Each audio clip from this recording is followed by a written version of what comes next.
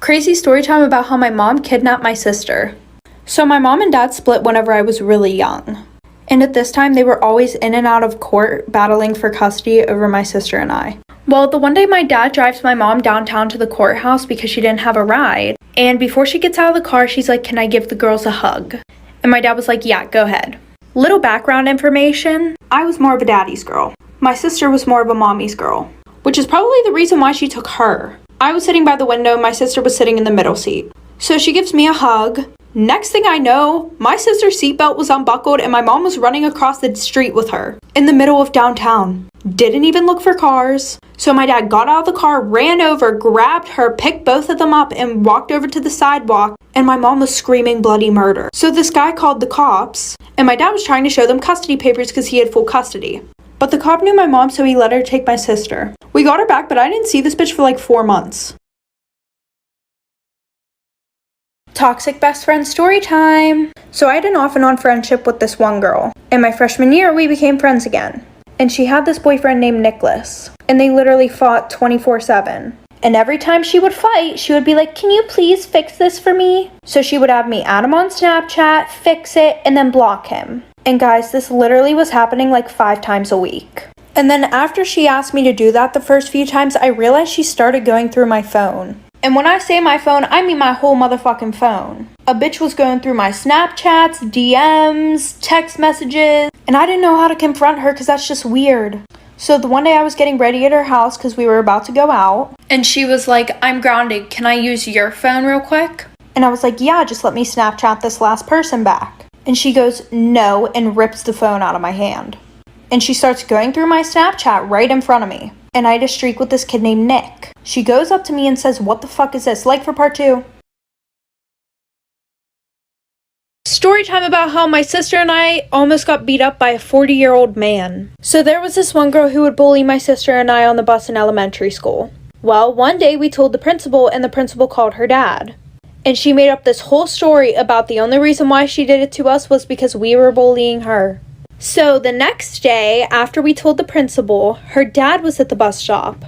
And he comes up to us, taps us both on the shoulder, and says, "If you guys ever bully my daughter again, I will hold you down while me, her, and her sister beat the shit out of you guys." So we got to the school that day and we called our dad. We told him what happened, but he was kind of questioning it. Until our neighbor actually walked up to our house and knocked on the door and told my dad. And I guess at the bus stop, everybody kind of looked at the guy like, "Are you fucking crazy?" Because my dad at the time was a bodybuilder.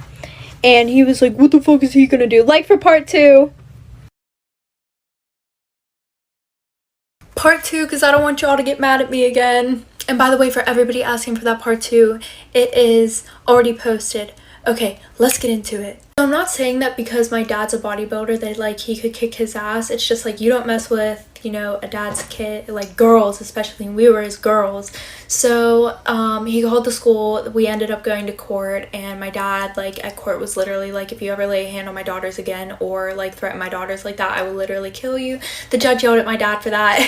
And then he had to apologize to us, and because basically like he threatened us, and then like he got in trouble a little bit more for that, and like they did some other stuff that I don't really remember. But he wasn't allowed near us. He wasn't allowed to go to the bus stop anymore. He wasn't allowed near the school. If we were at the school, like it was traumatizing. Like, anyways, thank you guys so much for 700, almost 700,000. I love you guys, and that is part 2. Story time, the biggest lie I ever got away with as a teenager. So my sister and I were going to spend the weekend at my stepdad's, and I asked my parents if I could bring a friend. My dad said he didn't care, and my stepmom said no. And my parents were really strict. But obviously I did not listen. So I invited my friend, and her parents were also really strict. So we came up with this elaborate plan that I would ask her parents and tell them that it was a surprise for her. And they believed it. So the day comes whenever we're supposed to leave to go up to my stepdad's. So, you know, we get off the bus, walk to my house, and my stepmom was asleep because she worked night shifts. So I was able to sneak my friend through the house to my bedroom. Little did she know she was going to have to hide in the closet. So my stepmom came in and needed to borrow a pair of socks for work. And I was literally guarding the closet with my life. And she goes, "Get away from the closet, you're acting so suspicious. What's in there?" Like for part 2. By the way, Stacy and Candace, if you see this, my bad. Okay, part 2, sorry for keeping you guys waiting. So she literally pushes me out of the way, goes and looks in the closet, and stands there for a whole ass minute. And me, I'm over here having an anxiety attack. My sister's looking at me, making like hand gestures, basically saying, "What is she looking at?" And I'm literally sitting there and I get to peek in the closet and my friend is not there. And I'm like, what the fuck? Where did she go? And then she starts moving things around in the closet. So she didn't see anything and she goes to walk out of my room and she goes, "You guys are so weird." And I run over to the closet like, where the fuck is she? And she pops out of this box that is literally in plain sight and goes, "Is she gone yet?" And trust me, I know this doesn't sound like a big thing to get away with, but whenever you have strict parents and they're looking for somebody in literally a 5-foot space, oh honey, this was a big deal for me. And tonight is going to be the night that my stepmom actually sees this. Story time about my manipulative ex-boyfriend. So whenever we first started dating, he was really sweet.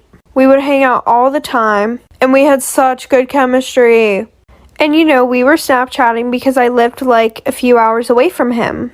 And he goes, "All my exes have hurt me in the past." Now us women, that makes us think, "Oh, I want to be the girl who doesn't hurt him." And I was like, "Well, how many ex-girlfriends have you had?" He goes, "Like 9. And at that time, I was blinded about how happy I was to be dating him to actually realize that was a red flag. And then this motherfucker says, "So please don't be mad at me if I do something that might hurt you. It's just because I've been hurt so many times." Implying if he were to cheat on me, I shouldn't be mad because he's been hurt so many times. Red motherfucking flag alert, bitch. Like for part 2. Story time of one of my many embarrassing moments in high school. So my sophomore year, I was talking to this guy, and we had been talking for 4 months, and he didn't want to date me. I didn't know that until one of his friends said, "Oh yeah, he's just using you to do stuff."